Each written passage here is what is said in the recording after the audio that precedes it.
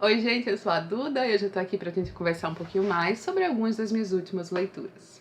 Bom, nesse começo do vídeo eu já aviso que eu não vou colocar tudo aqui, porque tem um livro que eu li muito bom por sinal, que eu não posso falar ainda qual é, porque ele ainda não foi lançado, mas será lançado em breve, então eu vou deixar para o próximo vídeo de últimas leituras. Mas aí, só pra avisar que teria um livro a mais. E antes de mais nada, se possível, já curte o vídeo aqui embaixo, espero muito que você goste. Se for novo por aqui, considere se inscrever, seja muito bem-vindo. Lembrando que eu deixo aqui embaixo nos vídeos de últimas leituras um link com todas as minhas últimas leituras anuais. Então neste link você vai encontrar essas leituras do ano de 2024, caso você queira ver alguma coisa na Amazon, comprar algum livro, adicionar à sua wishlist. Comprando pelos meus links você ajuda bastante o canal e muito obrigada por isso. Também considere deixar um comentário ao final do vídeo, eu adoro conversar com vocês, ter essa troca é a melhor parte. Me conta se você já leu algum desses livros, se quer ler, quais foram as suas últimas leituras, qual o grande destaque, vamos trocar dicas também. E vamos então lá pro vídeo. Vou começar esse vídeo com um livro de ficção científica nacional super divertido, Monstros Menores, do Pablo Amaral Rebelo, que é um jornalista e também escritor.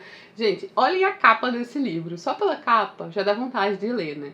A edição tá muito legal e ele tem uma vibe bem divertida, que inclusive eu considero muito sessão da tarde, na melhor forma possível de dizer isso, porque pra mim era sempre uma alegria assistir os filmes na sessão da tarde quando eu era criança.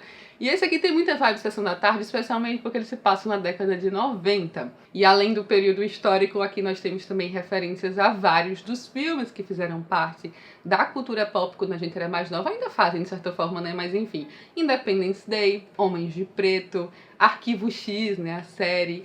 E sim, estamos falando aqui então de possíveis aparições alienígenas, como já dá pra imaginar pela capa. Aqui então estamos em 1999, que é uma data significativa, estamos perto, por exemplo, do bug do milênio. Indo além, o autor vai trazer algumas lendas urbanas do período, como por exemplo Chupacabra, quem viveu sabe.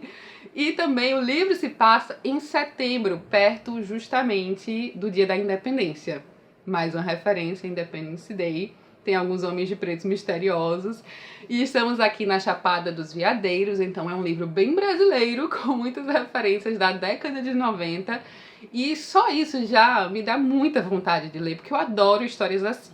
O protagonista do livro é um biólogo que trabalha num zoológico e logo no começo ele é basicamente intimado ali pelo seu chefe a viajar até a Chapada dos Veadeiros para investigar possíveis aparições ali que estão acontecendo na área de um certo animal desconhecido que está matando outros animais. Então, alguns animais da área aparecem ali com algumas perfurações e completamente sem sangue, né? Ou seja, chupa-cabra. E tá rolando todo um burburinho por aquela área ali rural, porque as pessoas estão com medo. E aí, entre todas as lendas urbanas e teorias da conspiração, o Vitor enxerga nisso uma oportunidade, né, de colocar o seu conhecimento à prova. Ele tá indo de uma forma, assim, bem profissional, apesar de que não é isso que o seu chefe quer. Existe toda uma conspiração política aqui por trás também, em abafar este caso. E ele não vai nessa sozinho, porque ele tem dois amigos que moram com ele, e um desses amigos é aquele ufólogo amador, que adora ir atrás dessas teorias da conspiração também e possíveis alienígenas. Então esses amigos acabam indo com ele. O outro amigo só quer curtir, porque lá tem muitas cachoeiras. Então o livro já começa nessa vibe assim de viagem entre amigos que estão indo para uma área onde coisas misteriosas estão acontecendo, talvez possíveis alienígenas. Isso pra mim já é diversão na certa, então é aquele tipo de história que vai entregar entretenimento com algumas cenas mais cômicas, que também me surpreenderam pelo choque em algumas outras cenas que eu não esperava, tá? Então tem algumas cenas aqui, nem todos estarão a salvo, na verdade. Algumas pessoas morrem neste livro. E o final, eu posso dizer pra vocês que é bem inesperado. Eu realmente não esperava esse final. Mas até voltando, né, o caminho até lá vai entregar segredos, mistérios, com muita referência à cultura pop, a aventura entre amigos, certo romance. Então, de fato, aquele pacote todo completo de filmes barra livros, década de 90, diversão resume bem o que eu senti ao sentar e passar alguns dias com esse livro, sabe? É como se eu estivesse assistindo a um filme com todo esse toque brasileiro, várias referências brasileiras e, claro, internacionais também, que vão deixar tudo ainda mais interessante. Eu adoro consumir esse tipo de história e conhecer autores nacionais que gostam de escrever ficção científica, possíveis questões alienígenas. Eu não vou falar pra vocês se é ou não, leiam para descobrir. E a edição desse livro tá muito linda, então parabéns aí para o Pablo Amaral Rebelo. Deem uma chance, conheçam mais autores nacionais, se vocês gostam também de histórias assim como eu. Fiquei, inclusive, curiosa pela Chapada dos Veadeiros, gente. Eu não conhecia, eu sei que é um local real, obviamente, mas eu fui pesquisar mais, achei lindíssimo pelas imagens que eu vi, o livro me deixou curiosa, e eu sei que existe também teorias da conspiração por lá, né? Então o autor utiliza coisas que fizeram parte da história do local, né, enfim. Vou demorar um pouquinho mais falando sobre cada um dos livros com vocês, porque a maior parte dos livros aqui não tem vídeo específico, né. Eu falei pra vocês no começo desse ano que eu ia tentar fazer menos resenhas, porque no final das contas eu fazia muito e resenhas não são tão assistidas quanto outros vídeos no YouTube. Então eu acho que esses momentos de sentar e falar sobre as últimas leituras é um bom momento para fazer as mini resenhas, né? E ter várias aí, um compilado que provavelmente desperta mais interesse por ser vários num vídeo só. Aqui embaixo tem a minutagem de cada um dos livros, caso você queira ir para algum específico. Mas vamos falar sobre um dos pontos altos do meu primeiro semestre também, um que virou favorito da vida. E estou falando de Cartas a um Jovem Poeta, nessa edição pequenininha aqui, muito linda, da Antofágica. Esse é daqueles livros que eu comecei a ler bem despretensiosamente, né? Eu comprei na pré-venda da Antofágica. Gosto muito da pré-venda da Antofágica, porque é sempre o livro está pela metade do preço. E de fato, pela metade do preço. Quando o livro é lançado, ele aumenta bastante e passa muito tempo com um valor muito mais alto. Então compensa muito comprar na pré-venda. E essa edição aqui tá muito linda. Deixa eu mostrar pra vocês um pouco, né? Já que não tem vídeo sobre. Mas ela é toda trabalhada e, sei lá, acho que dá um toque a mais também. E aqui nós temos um livro de cartas, né? Óbvio. Mas é um livro não ficcional e é um livro que vai falar sobre poesia, né? Sobre escrever poesia, mas muito além, porque é um livro que vai falar sobre sentimentos e emoções humanas. Então essas cartas não apenas vão ensinar aqui o jovem poeta, né?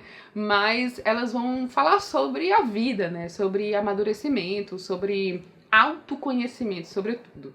E isso é tão interessante porque, nossa, o Rainer Maria Rilke, que foi um autor húngaro, austríaco, nossa gente, eu acho que ele era austríaco, é porque ele nasceu na Hungria, mas aí na época a Hungria era do Império Austro-Húngaro, era isso.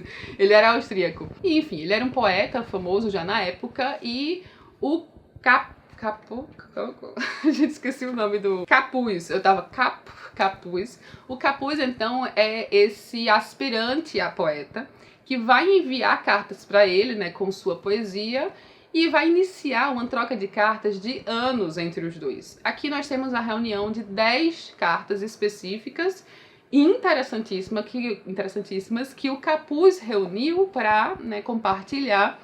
E, nossa, eu fico pensando como o Rainer Maria Rilke era uma pessoa interessantíssima, porque não apenas como escritor, sabe, mas alguém que pensava tanto sobre o ser humano, sobre os sentimentos humanos, o humano inserido na sociedade. Eu achei já incrível que alguém que sequer o conhecia parou, leu tudo e ainda deu tantos conselhos aprofundados a ponto, né, dos dois terem essa identificação e começarem essa correspondência de tantos anos sem nem se encontrarem.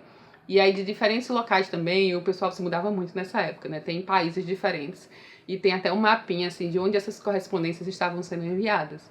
Mas, gente, os conselhos aqui, sabe, você lê e você fica, nossa, a pessoa escrever desse jeito, enviar cartas desse jeito, saber que essas cartas eram reais, eram enviadas assim, porque se você tá lendo isso, você acha que é um livro, assim, que, só um escritor, é o melhor, ele era um escritor, mas assim, você acha que as pessoas não se correspondiam dessa forma, sabe? É uma coisa muito rica, assim, não apenas em narrativa, mas em conhecimento, em autorreflexão, né? É um livro que fala sobre nossos diferentes estados de espírito, né, sobre cultivar a solidão como uma forma de autoconhecimento, sobre nossos momentos de transição na vida, né, como às vezes quando a gente está nessas transições e transformações, às vezes a gente não entende muito bem o que está passando, a gente perde um pouco, né, da racionalidade da coisa, a gente precisa passar por alguns momentos para olhar para trás e perceber que algo mudou dentro de nós. Sobre também talento nato para fazer alguma coisa, né? A necessidade de escrever, porque o Capuz aqui pede conselhos, mas o que o Rainer Maria Rilke fala é você precisa escrever poesia, é algo que você sente a urgência, é algo necessário, porque não é apenas querer ser um poeta, né? É ter a inclinação, ter, digamos, a genialidade, o talento para isso, né? Para transformar coisas comuns até, experiências comuns, sensações e emoções comuns em algo a mais, em algo que possa trazer conexão, mas na verdade sem sequer pensar em publicação, em pensar como as pessoas irão receber isso, e fazer por si próprio, sabe? Porque é algo que você necessita dentro de si. Então tem várias coisas aqui que o autor vai falando que você pode, inclusive, fazer paralelos para várias outras da sua vida. E é um livro que, para mim, vai muito além de poesia, de ensinar a escrever ou passar conselhos de escrita. É um livro que vai passar conselhos de vida também e de autorreflexão, autoconhecimento. Sabe, parece um livro de autoajuda, mas um livro de autoajuda de uma forma tão interessante, assim, que pra mim a autoajuda nunca vai chegar.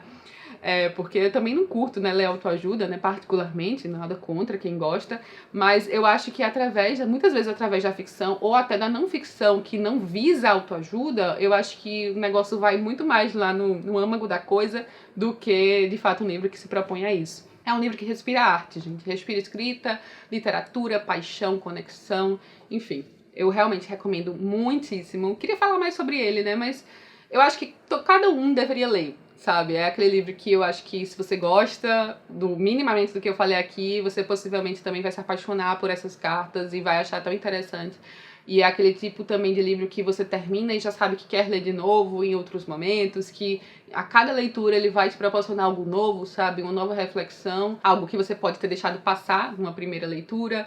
Eu acho que é um livro que não se esgota. E, na verdade, essa é praticamente a definição de um clássico, né? Um livro que não se esgota, que, independente da época, independente do local, vai te acrescentar alguma coisa.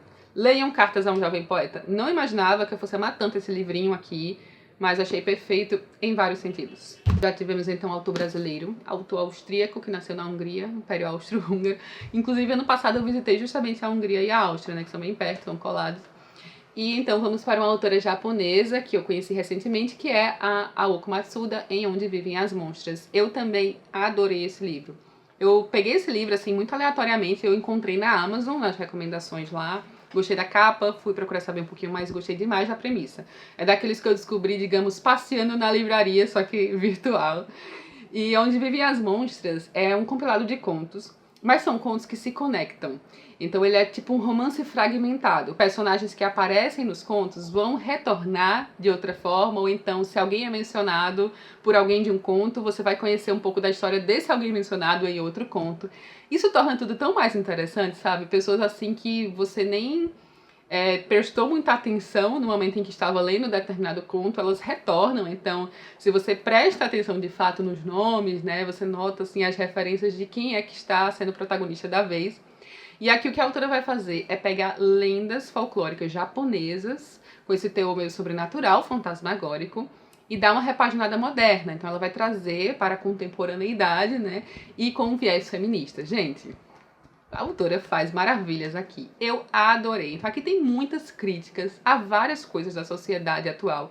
E especialmente essas culturas asiáticas, né, elas têm muito machismo, elas são muito conservadoras. A gente também sofre com isso, claro, né, mas, por exemplo, se você consome cultura asiática, se você assiste doramas, você percebe, né, que tem todo um viés conservador, que muito mais machista até do que a gente está acostumado. Há um culto muito grande à beleza, né, também. Então tudo isso, várias dessas questões são abordadas aqui.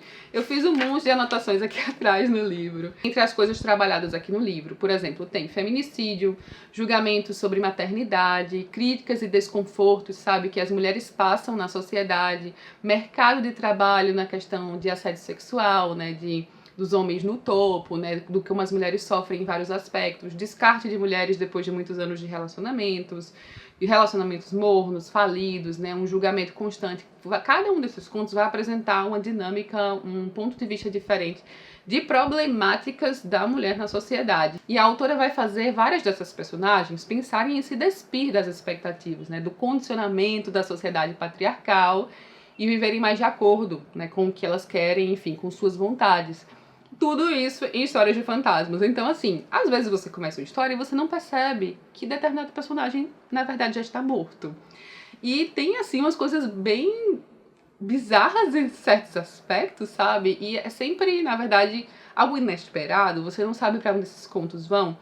E algo muito interessante é que aqui atrás tem sobre as lendas originais, né? Então, inspiração para as histórias. Sempre que eu terminava algum dos contos, eu vinha aqui atrás e eu lia sobre a inspiração original, né? Sobre, digamos, a lenda original. E, enfim, acho que deixa tudo mais completo. Mas eram contos realmente que eu não sabia para onde iam, sabe? Eu gosto muito dessa questão inesperada da coisa, né? De ser surpresa positivamente, assim, pela conexão desses personagens, pelo fato de que eu não saberia ali o que era real e o que era sobrenatural, mas como o sobrenatural aqui vai agir para fazer essas críticas tão interessantes e como várias dessas mulheres vão conseguir aí romper essas questões aqui. Nossa, muito bom esse livro, gente. Recomendo bastante também para quem quer conhecer um pouco mais autores diferentes, autores asiáticos, né? Eu gostei demais da narrativa da Aoko Matsuda. Quero agora ler Coelho Maldito, como eu falei pra vocês, né? Que pra mim também deve ter uma vibe parecida, só que agora da Bora Chung, que é uma autora sul-coreana. Vamos de novo pro Brasil, né? Voltando para o Brasil, nossa, nem um autor inglês, nem americano aqui, norte-americano. Ainda vai ter, né? Mas calma. Vamos voltar para o Brasil com Cidades Afundam em Dias Normais, da Aline Valek. Esse já tem vídeo no canal, então serei mais breve. Eu falei pra vocês que eu quero ler tudo da Aline Valek, basicamente, né? Eu adorei As Águas Vivas Não Sabem de Si, eu já tinha esse aqui há um tempo. Pra mim ela é uma autora que tem uma narrativa espetacular, sabe? É uma narrativa repleta de reflexões pessoais, meio introspectiva em vários aspectos. Vai trazer personagens inseridos em contextos interessantes, né? O outro livro é uma personagem que vai para uma plataforma submarina ali, muito profunda, né? Um livro de ficção científica, e que vai falar muito sobre solidão, sobre a condição humana também, né? Sobre questões existenciais. E nesse aqui, a personagem também passa por todo um processo de amadurecimento, de prestar contas com o passado, né? Não tanto prestar contas, mas voltar para ter um fechamento aqui, já que ela morava numa cidade, a Kênia, né? A Kênia, a protagonista, é fotógrafa, e ela morava numa cidade que ficou submersa, né? Uma cidade que afundou. Todo mundo precisou sair dessa cidade, ela ficou no fundo de um lago por muito tempo, e depois de uma grande seca, a cidade vai voltar, vai aparecer novamente, completamente destruída em vários sentidos, mas vários dos habitantes que precisaram sair de lá voltam para ver o que aconteceu, até talvez para recomeçar, mesmo, né, com todas as dificuldades, né? Uma cidade praticamente fantasma, em ruínas, e a gente vê aqui até um certo turismo de desastre, né, de pessoas querendo ver o que aconteceu ali, mas o que vai estar aqui no âmago é passado versus presente, então a gente vai acompanhar no passado, quando a cidade estava começando a afundar, e no presente como essas coisas se interligam, né, o que aconteceu ali na vida dos personagens. Então aqui a gente tem meninas basicamente em idade colegial, tem uma dinâmica colegial, mas não com aqueles dilemas bobos, com dilemas interessantes de pessoas ali em construção ainda de personalidade, que ainda iam amadurecer, que precisavam descobrir quem elas eram, né? Quem elas se tornariam futuramente. Só que, como eu falei, a cidade estava ali afundando, então muita coisa ficou em aberto, e é justamente essa junção aqui de passado com presente que vai trazer certo fechamento, né? Que vai fazer a gente entender o que aconteceu, entender um pouco mais a fundo questões que ficaram na cabeça aqui dos personagens, especialmente da Kênia, e de como encarar isso de frente, né? De como voltar ali os olhos para o passado vai fazer com que reflitam e possam chegar a determinadas conclusões, né, digamos. Eu sei que ficou tudo muito vago, né, gente, que eu falei, mas novamente, é um livro também introspectivo que vai trazer reflexões interessantíssimas. Assistam ao vídeo, né, já falei um pouco mais, então o vídeo eu me aprofundei um pouco mais no assunto. Gostei demais de Cidades Afundam em Dias Normais. A narrativa da Aline Valek sempre vale a pena, então se você não conhece, conheça essa autora, incrível autora brasileira. E agora vamos para os Estados Unidos. No livro que eu tava devendo a leitura para mim mesma e que eu não pude mais adiar, porque, né, chegou a adaptação, Matéria Escura, Recursão, do Blake Crouch. Esse aqui também já tem vídeo, tá? Então vou ser mais breve. Recursão, do Blake Crouch, é um dos meus livros favoritos. É um thriller de ficção científica sensacional. Então eu precisava ler Matéria Escura antes da adaptação, né, que agora já temos na Apple TV, que estou assistindo um episódio por semana, por sinal está muito bom. A adaptação tá bem fiel em vários aspectos, nos principais aspectos, sabe? E aí eu fiquei feliz de ter lido antes também, né, de poder acompanhar já após leitura, com a leitura tão fresca na minha cabeça. E, gente, realmente, um livro muito bom, muito bom. Eu acho que pra mim perde um pouco do elemento surpresa por conta da leitura de Recursão, porque eu acho que ele tem várias coisas similares ao livro Recursão, mas ele é um livro que traz surpresas também. Ele vai falar muito sobre, né, estar feliz com sua vida, né?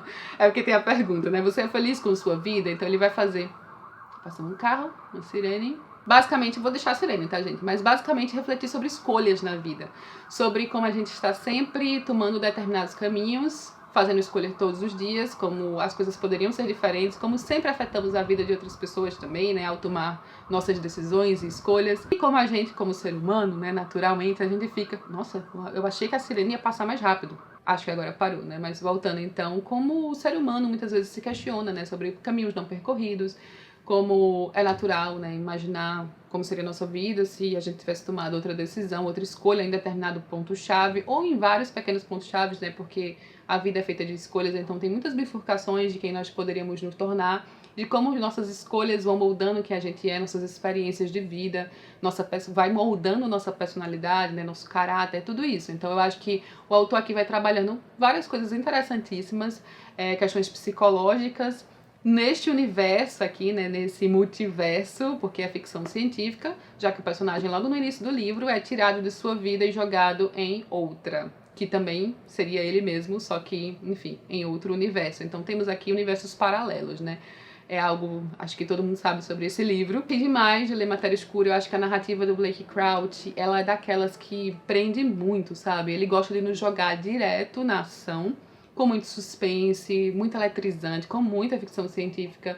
Então os seus livros têm essa característica realmente de vira página mesmo, né? De prender demais a atenção. Foi uma boa experiência, agora eu vou ler Upgrade, né? Que é o mais recente lançado. E para finalizar, mais um que saiu vídeo recente no canal. Estou falando de Chamas Vivas, uma excelente surpresa para mim, da Tabitha King, do Michael McDowell. Aqui nós temos um livro de suspense com vários toques sobrenaturais, e um suspense com muita personalidade, com uma atmosfera histórica, sulista ali nos Estados Unidos, né? A Tabitha e o Michael McDowell são autores norte-americanos também. A Tabitha é também esposa do Stephen King. O Michael McDowell, como eu apresentei pra vocês, foi um autor de alguns livros, né? Elementar já foi lançado pela Dark Side, mas ele é o roteirista de Os Fantasmas Se Divertem, Beetlejuice, então ele é bastante conhecido por isso, provavelmente você também conhece. Eu achei a premissa desse livro muito original, a atmosfera, clima da história, ambientação. Aqui a gente tem então o sul dos Estados Unidos, ali Mississippi, Alabama, Flórida, né, entre alguns cantos que os personagens percorrem.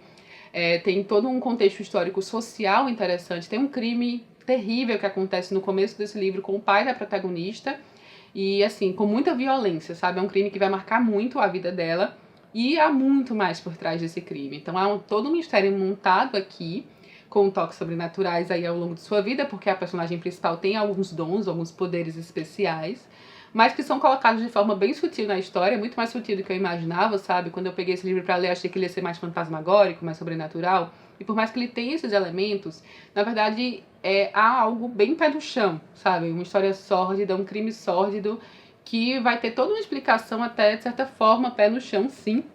Aqui na história, eu não estava esperando tanto nesse aspecto que conseguisse preencher todas as lacunas, porque há muitas lacunas aqui que deixam a gente extremamente intrigado, e elas são preenchidas, sabe? O final desse livro eu achei bem satisfatório, personagens interessantíssimos, marcantes, boa construção de personalidades, de ambientação, a riqueza narrativa. Eu gostei bem mais do que eu esperava. Não apenas como livro de suspense, fantasmagórico, legal para passar o tempo, mas algo com mais profundidade mesmo. Então assistam ao vídeo que saiu sobre ele, que vale a pena, e eu mostrei mais dessa edição maravilhosa por lá. E essas então, gente, foram... quase derrubo aqui. Essas então foram algumas das últimas leituras. Tem um livro a mais que eu queria muito comentar com vocês, mas ainda não posso. Mas no próximo vídeo de leituras eu já vou poder falar sobre ele, que aí vai ser lançado, né? Vai ser anunciado. E pra mim foi um excelente últimos meses de leitura, porque aqui tem leitura tanto de abril quanto maio, né? Foram excelentes leituras, livros que eu tava do clima pra ler, sabe? Eu tô muito assim de clima. Tenho alguns livros que eu quero ler, eu tenho minhas listas, né? Mas eu tô até desviando um pouco de vez em quando das listas, porque algumas coisas eu pego bem despretensiosamente pra começar e já devoro o livro de uma vez só. Me conta se você já leu algum desses, se quer ler, o que você achou, quais foram as suas últimas leituras, qual foi o ponto alto pra vocês. Realmente, pra mim, o ponto alto, gente, não tem outro. Esse aqui é um dos favoritos. Agora, Cartas ao Jovem Poeta, então acho que desses aqui eu posso dizer que o grande favorito é esse aqui, mas eu gostei de todas as leituras, gostei bastante até. E aí me conta qual foi o seu ponto alto aí do último mês, ou dos últimos 2 meses, como é o meu caso. Vou ficando por aqui, muito obrigada pela companhia, espero que você tenha gostado do vídeo, não esquece de curtir, beijo enorme a todos. e até a próxima!